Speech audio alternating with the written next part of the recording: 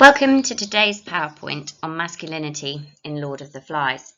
Today we're going to be looking at the theme of masculinity in Lord of the Flies up to chapter 4, where you will be asked in your worksheet to look specifically at how masculinity and some of the things that are involved in the theme of masculinity are presented into the text so far. Okay, so it's important for us to understand what we mean by the theme masculinity. In a modern day world, we like to think that people can be whoever they want to be, male or female, but we understand that through the history of time, there have been set traits and tropes that are associated with stereotypical male and female personalities.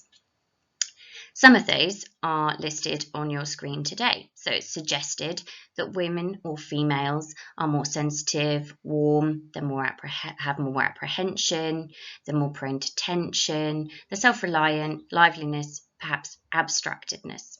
And this is then counteracted with these tropes of male traits, where you find dominance, lack of emotions or emotional stability is more set. They follow more rules, they're more vigilant, they're more perfectionist.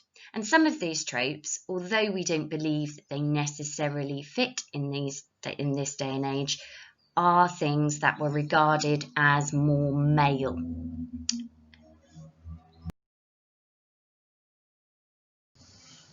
Now, then when we look at historically how males are perceived, and within the male society, how the versions or extent of masculinity is perceived in society, that can sometimes be broken down into what's called the alpha male versus the beta male. So, depending on the strength of traits or the type of traits that a male personality might have, they are deemed more or less masculine. Some of those traits are shown in this slide here. Now, obviously, in a modern day society, we can recognise some of these traits in all men, or lack of some of these traits in all men. But there has always been this kind of significance of this alpha male personality, and certainly some men have felt that they need to live up to this type of symbolism. This is obviously apparent in Lord of the Flies, where we have a group of boys who are all kind of vying for the place of the dominant force or the leader of the pack, that alpha male personality. And so therefore, by analysing the different characters, we can see where they fit into this structuralism.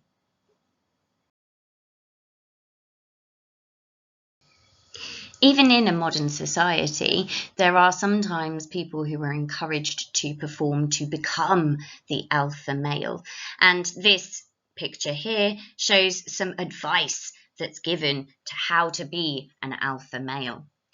It's difficult because we're given phrases like man up that we find uncomfortable these days sometimes, because we understand that males and females have a variety of traits that make them them. And it's more important nowadays to be sound in who you are and have self-belief, rather than trying to encourage males or females to become a certain character.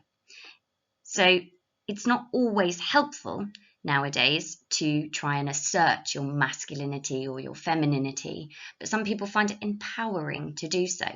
So what we're going to look at is how the boys perceive their own masculinity, and whether Golding is trying to encourage us to self-reflect on masculinity and femininity and make us decide either way what we think personally as we read the book.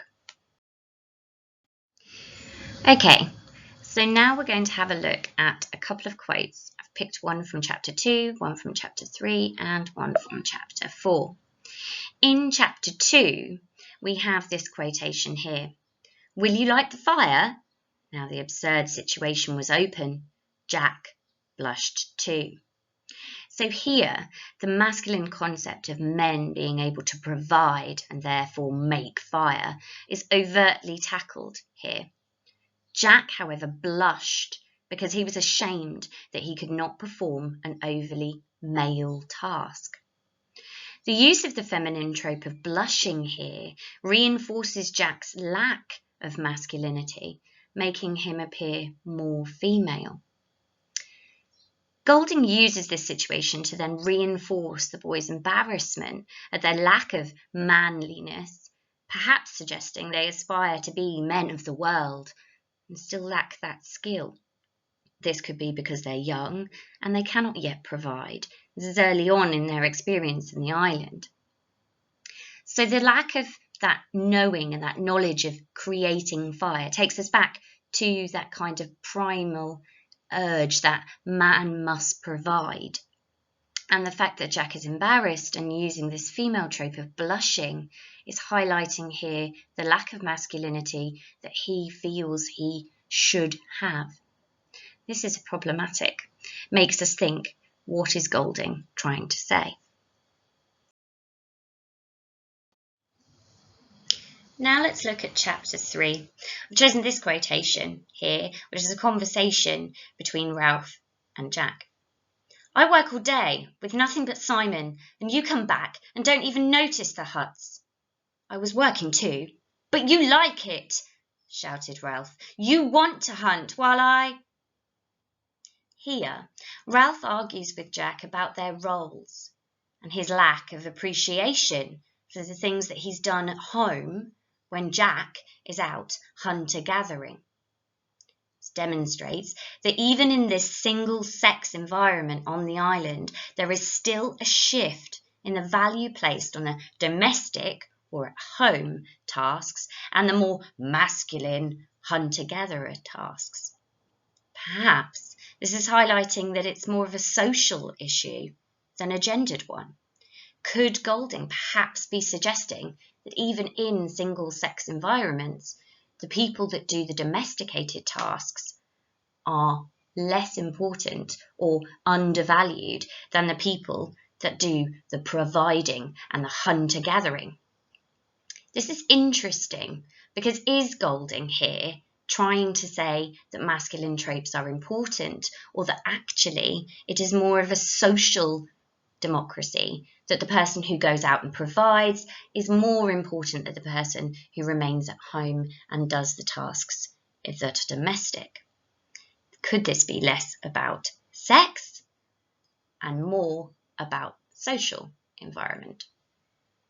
So what do we think Golding is trying to say about masculine tropes in chapter 3?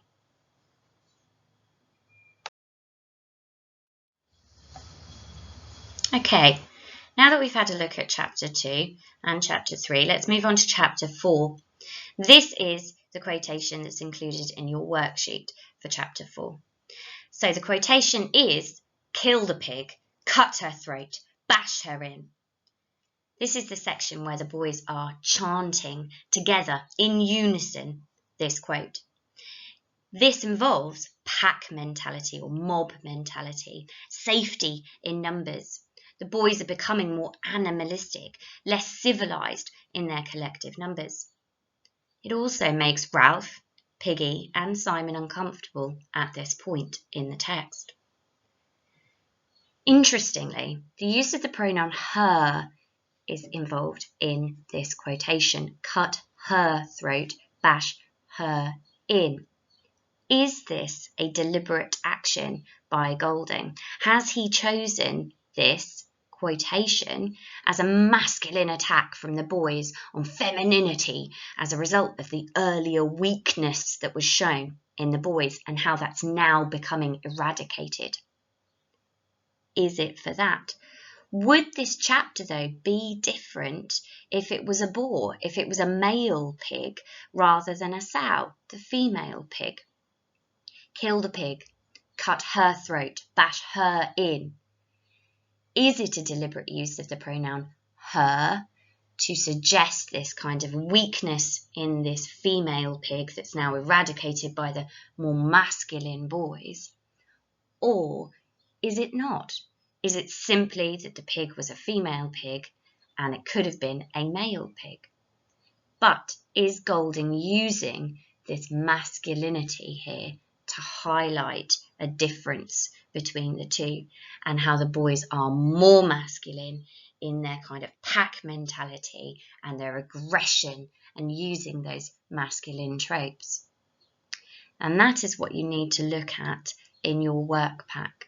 So have a think about what's going on and why you think Golding might have done this at this point in the text. Okay, let's look at some of the symbols of masculinity so far seen in Lord of the Flies. We have the symbol of fire. Fire, as we know, is one of the things that separates man in history as separate from animal. Man provides fire. And when we talk about man here, we're not necessarily talking about males, but humanity can create fire and therefore wield fire, to be able to kind of dominate. Is this therefore then a symbol of masculinity? We looked earlier at the point where Jack is embarrassed because he cannot provide fire. Then we have the hunting. Hunter-gathering is a very important civilized approach, and it's what differentiated us as cave people or people in the olden days of being able to provide. So the men would go out and hunt and the women would gather together the produce. So we looked briefly at that and how that was affected in chapter 3, where Jack goes out and is the hunter and doesn't notice the domesticated tasks that Ralph has done. And Ralph is upset by that. He feels that he is seen as less important, and he feels that he is justified in saying, look what I have done, even though he's not taken on the true masculine role. Then we have mob mentality. We've seen a lot of this recently in days where people have been on the streets, and sometimes this aggression has taken over. It is seen generally as a male aggression, and this mob mentality, this pack mentality of coming together kind of can sometimes lead to an escalation. And this is certainly seen in chapter 4, where the boys come together to kill the pig. A lot of this reverts back to some of these set ideals of masculinity and femininity from olden days and harks back to a kind of patriarchal situation where males dominate. Perhaps Golding is using these examples to symbolise that because the boys are all together, they are a male island, there is fluctuations between the boys and even within the male sex of some of those roles. So is this about masculinity versus femininity, or is it about a spectrum of masculinity that's shown through these symbols in these chapters? Okay, so let's think about how we're going to apply some of these things that we've already seen to our future reading of the text. So let's look at some things that we need to think about looking forward in the text. So we need to think about how the characters are going to evolve and change and develop. Are they becoming more or less masculine in their actions and the ways they react? Also, how is femininity presented in the text? We've seen a possible female trope presented in the killing of pig, because it was a female pig, it was the sow. Are there any more instances of female characters or traits? For example, when Jack blushed earlier, it could be a suggestion of female traits appearing. Also, alpha male characteristics and beta male characteristics. Are certain characters presenting as more or less masculine than others? Is there becoming a kind of pecking order or range of masculinity that we would expect to find in modern day society appearing within our characters? Then mob mentality or pack mentality. Are we going to find that this escalates, this safety in numbers, perhaps with rioting or a rise in aggression as the boys move, as they get older, as their time on the island increases? Finally, one thing to think about overall, and perhaps towards the end of our reading, is would the island have been any different if it was mixed sex, if there were male and female characters on the island? This must be important because Golding chose to make the island a single-sex island to present boys growing up into adulthood. Also, therefore, is it a true representation of all of humanity if it is a single-sex island? Is that deliberate? Is Golding trying to highlight anything by making it an all-male island?